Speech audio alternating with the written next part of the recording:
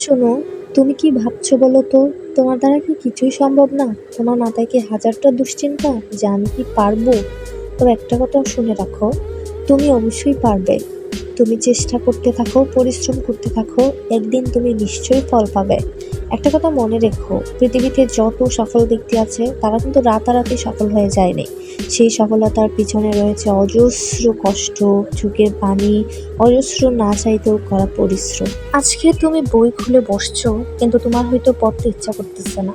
কিন্তু তোমার এই বই, খাতা, কলম একদিন তোমাকে স্বপ্নের ঠিকানা পর্যন্ত নিয়ে যাবে।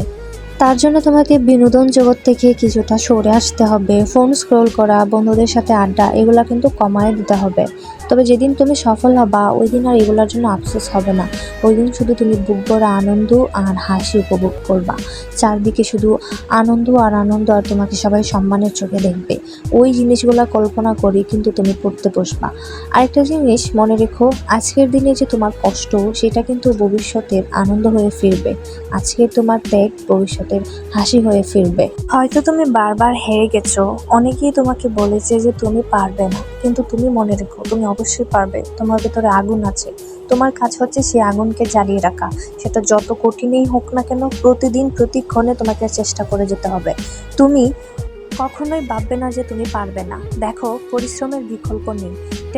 যতই ট্যালেন্ট থাকুক, ট্যালেন্ট শুধু একটা সীমা পর্যন্ত নিয়ে যাবে, কিন্তু পরিশ্রম তোমাকে অনেক অনেক দূর পর্যন্ত নিয়ে যাবে। তোমাকে অবশ্যই পরিশ্রম করতে হবে। আমরা অনেকেই হয়তো ভাবি যে সফলতা শুধু ভাগ্যবানদের জন্য, কিন্তু তুমি কি জানো, ভাগ্য তো তখনই কাজ করে যখন তুমি পরিশ্রম দিয়ে তার জন্য তৈরি থাকবে।